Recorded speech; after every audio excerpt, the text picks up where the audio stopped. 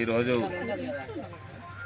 మాజీ ముఖ్యమంత్రి వర్యులు శ్రీ వైఎస్ జగన్మోహన్ రెడ్డి గారి 53వ జన్మదినాన్ని పురస్కరించుకొని ఈరోజు రాష్ట్రంలో ఉండేటటువంటి వైఎస్ఆర్ పార్టీ కార్యకర్తలు నాయకులు అంతా కూడా వాళ్ళ యొక్క జన్మదినాన్ని ఘనంగా నిర్వహించుకోవడం అనేటటువంటి జరుగుతూ ఉంది.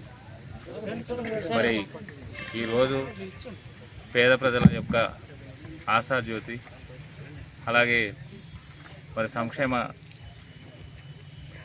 కార్యక్రమాల ప్రదాత అయినటువంటి జగన్మోహన్ రెడ్డి గారు జన్మదినం జరుపుకోవడం అనేటటువంటిది కార్యకర్తల్లో నాయకుల్లో కూడా ఉత్తేజాన్ని నింపుతుంది. భవిష్యత్తులో ఆయన పార్టీ ఆయన అండర్లో పనిచేసేటటువంటి నాయకులు మరింత ఉత్సాహంతో పనిచేస్తూ భవిష్యత్తులో వైఎస్ఆర్ పార్టీ 2029లో జరిగేటటువంటి ఎలక్షన్స్లో అలాగే రేపు రాబోయేటటువంటి స్థానిక సంస్థల ఎన్నికల్లో ఘన విజయాన్ని సాధించాలని చెప్పేసి ఆ భగవంతుడు ఆయన ఇలాంటి పుట్టినరోజులు ఇంకా ఇంకా జరుపుకోవాలని చెప్పేసి ఈ సందర్భంగా గుర్తు చేస్తున్నాం.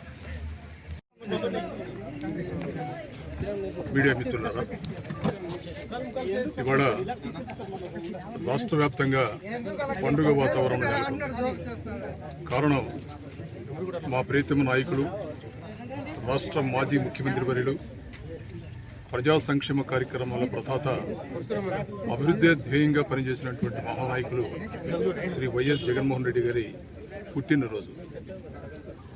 అందువల్ల రాష్ట్ర వ్యాప్తంగా ఇవాళ వైఎస్ఆర్ కాంగ్రెస్ పార్టీ నాయకులు, కార్యకర్తలే కాదు, రాష్ట్రంలో ఉన్నటువంటి బడుగు బలహీన వర్గ ప్రజానితో పాటు 5 కోట్ల మంది ప్రజానికు అందరూ కూడా పండుగ వాతావరణంగా ఇవాళ జగన్మోహన్ రెడ్డి గారి పుట్టినరోజు శుభాకాంక్షలు తెలియజేసుకుంటూ సంబరాలు చేస్తున్నారు. ఇవాళ దానికి ప్రధానమైనటువంటి కారణం వారు ముఖ్యమంత్రిగా ఉండి భారతదేశ చరిత్రలోనే అనేకమైనటువంటి విప్లవాత్మకమైనటువంటి సంక్షేమ అభివృద్ధి కార్యక్రమాలు చేపట్టడమే ఒక ప్రధానమైనటువంటి కారణం. ఎన్నికల మేనిఫెస్టోలో ఇచ్చినటువంటి అంశాలే కాకుండా వారి పరిశీలనకు, వారి ఆలోచనకు వచ్చినటువంటి అనేకమైనటువంటి సంక్షేమ కార్యక్రమాల అభివృద్ధి కార్యక్రమాలు ఇవాళ భారతదేశంలో అనేకమైనటువంటి రాష్ట్రాలు ఆ కార్యక్రమాలను అమలు చేస్తున్నారంటే వారి దూరదృష్టి ఎలాంటిదో మనం అర్థం చేసుకోవచ్చు.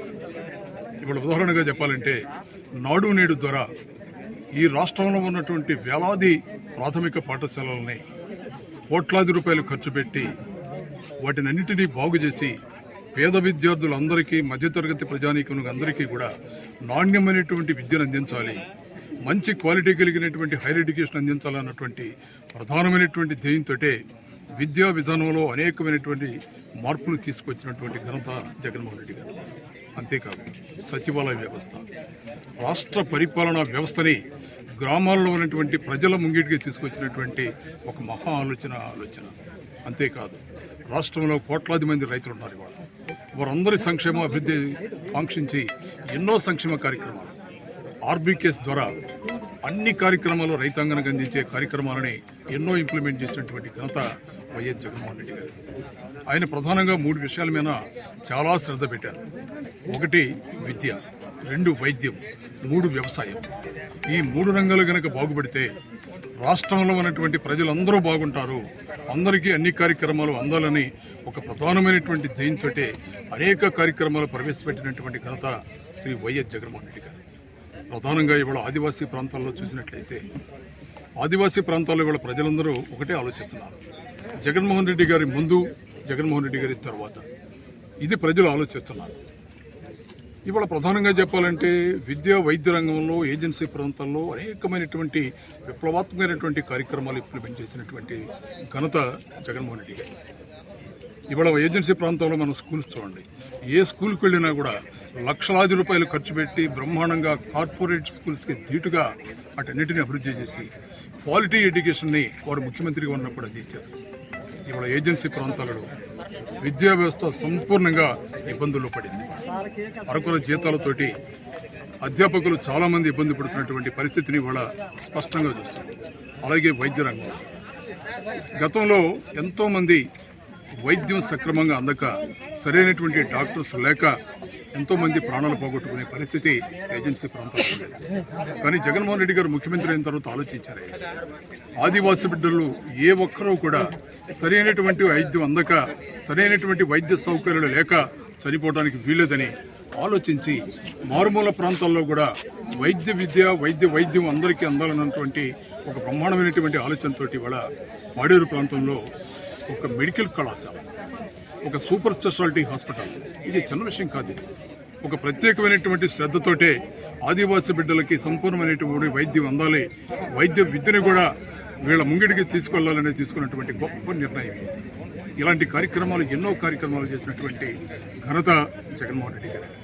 అందుకే ఇవాళ ఆదివాసీ ప్రాంతాలే కాదు, రాష్ట్ర వ్యాప్తంగా ఉన్నటువంటి వెనుకబడినటువంటి ప్రాంతాలు, ముఖ్యంగా ఇటు పార్వతీపురం చూడండి, అటు మార్కాపురం చూడండి, అలాగే మచిలీపట్నం చూడండి, అనేకమైనటువంటి ప్రాంతాలలో వైద్య విద్యని పేద విద్యార్థులకు అందించాలి, పేద ప్రజల దగ్గరికి వైద్యం తీసుకెళ్లాలన్నటువంటి ఒక అద్భుతమైనటువంటి నిర్ణయాన్ని తీసుకున్నటువంటి ఘనత శ్రీ వైఎస్ జగన్మోహన్ రెడ్డి గారు. అందుకే ఇవాళ మళ్ళీ రాష్ట్ర ప్రజానీకం, ముఖ్యంగా ఆదివాసీ ప్రాంతాలలో బిడ్డలందరూ కోరుకుంటున్నారు, జగన్మోహన్ రెడ్డి గారు మళ్ళీ ముఖ్యమంత్రి కావాలి. ఈ కూటమి ప్రభుత్వం చేస్తున్నటువంటి ఈ ప్రజా వ్యతిరేక కార్యక్రమాలకి విసిగి వేసారి అనేకమైనటువంటి ఉద్యమాలలో ఇవాళ భాగస్వాములు అయ్యారు ఈ ప్రాంతంలో ప్రజానీకం అందరూ కూడా. అందుకే అందరూ కోరుకుంటున్నారు మళ్ళీ రాష్ట్రంలో ఉన్నటువంటి ప్రజలందరికీ సంక్షేమ కార్యక్రమాలు, అభివృద్ధి కార్యక్రమాలు అందాలంటే ఒక్క జగన్మోహన్ రెడ్డి గారి వల్లే సాధ్యమవుతుంది. అందుకే మళ్ళీ ఆయన ముఖ్యమంత్రిగా చూడాలి, ఆయన రాజ్యం రావాలన్నటువంటి ఆలోచనతోటే ఇవాళ ప్రజానీకం అందరూ కోరుకుంటున్నారు. అందుకనే ఎంత పెద్ద స్థాయిలో రాష్ట్రంలో ఉన్నటువంటి ప్రతి గ్రామంలో కూడా పెద్ద ఎత్తున ఈ వేడుకలు జరుగుతున్నాయి. మేమందరం కూడా కోరుకుంటున్నాం మళ్ళీ జగన్మోహన్ రెడ్డి గారు ముఖ్యమంత్రి అయితేనే ఈ రాష్ట్రంలో బడుగు బలహీన వర్గ ప్రజానికంగా కాదు, పేదలందరికీ కూడా అనేకమైనటువంటి సంక్షేమ కార్యక్రమాలు, అభివృద్ధి కార్యక్రమాలు అమలవుతాయి. అది ఒక జగన్మోహన్ రెడ్డితే సాధ్యమవుతుందనే విషయాన్ని బలంగా నమ్మినటువంటి వ్యక్తులుగా మనస్ఫూర్తిగా హృదయపూర్వకమైనటువంటి జన్మదిన శుభాకాంక్షలు తెలియజేసుకుంటూ వారిని మళ్ళీ ముఖ్యమంత్రిగా చూడాలనేటువంటి ఒక ప్రధానమైనటువంటి ఆలోచనతోటే ఇవాళ రాష్ట్ర వ్యాప్తంగా ఉన్నటువంటి ప్రజలు, ప్రధానంగా ఆదివాసీ ప్రాంతాల్లో ఉన్నటువంటి ఆదివాసీ బిడ్డలందరూ కోరుకుంటున్నాం. Thank you very much.